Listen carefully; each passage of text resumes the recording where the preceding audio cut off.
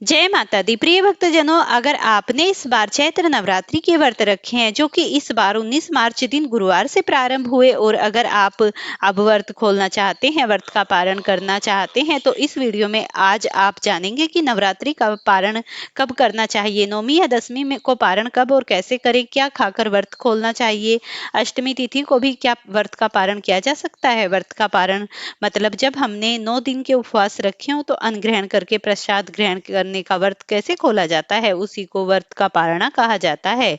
तो यह वीडियो बहुत ही महत्वपूर्ण है।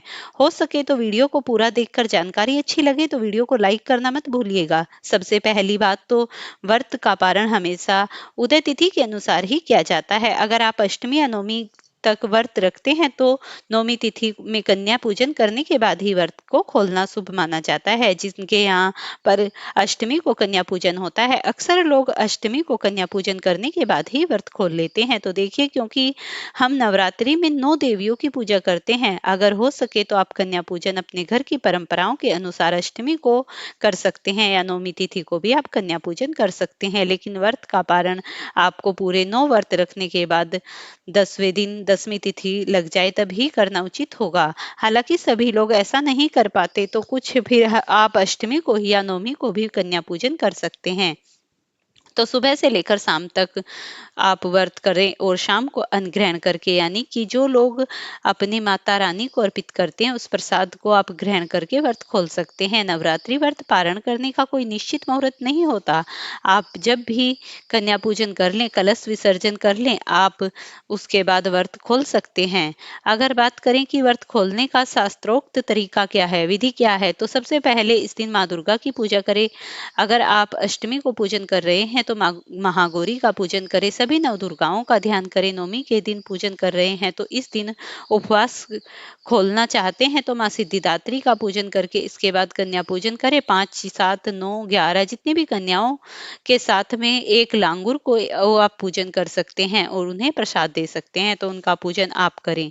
अगर इतनी कन्या नहीं मिल पा रही हैं तो एक कन्या और एक लांगुर यानी बटुक, जो कि हम छोटे बालक को बटुक के रूप में बिठाते हैं, उसका पूजन आपको अवश्य ही कर लेना चाहिए। हमें हलवा पूरी काले चने का भोग लगाकर प्रेम से भोजन कराएं, दक्षिणा और उपहार देकर उनका आशीर्वाद प्राप्त करें। ध्यान रखिए कि कन्या पूजन करने से पहले व्रत नहीं खोला जाता और जो लोग अनजाने में ऐसा कर लेते हैं उनके द्वारा रखे गए व्रत निष्फल हो जाते हैं। अब बात करते हैं व्रत पारण की सही विधि के बारे में।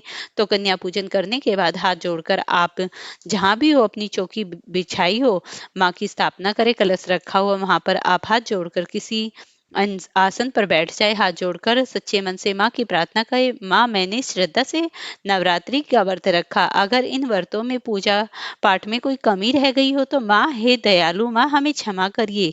व्रतों को स्वीकार करें। फिर जो भी भोग आपने माता रानी को अर्पित किया है उसको ग्रहण करके आपको व्रत खोलना चाहिए।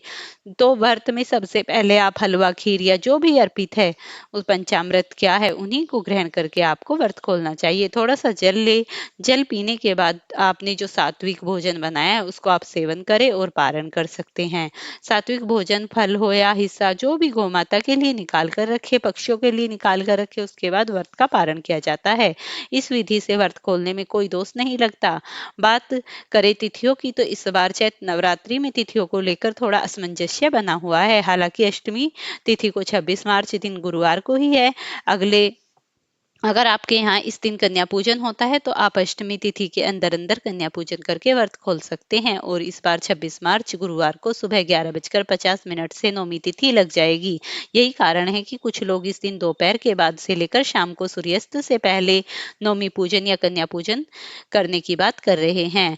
आपके आसपास अगले दिन 27 मार्च शुक्रवार को सुबह 10 बजे तक या 10:07 तक नौमी का पूजन करके कन्या पूजन करके फिर 10वीं तिथि प्रारंभ हो जाएगी। व्रत का पारण कर सकते हैं। फ्रेंड्स, कैसी लगी वीडियो मुझे कमेंट में लिखकर बताएं। वीडियो पसंद आई लाइक शेयर, चैनल को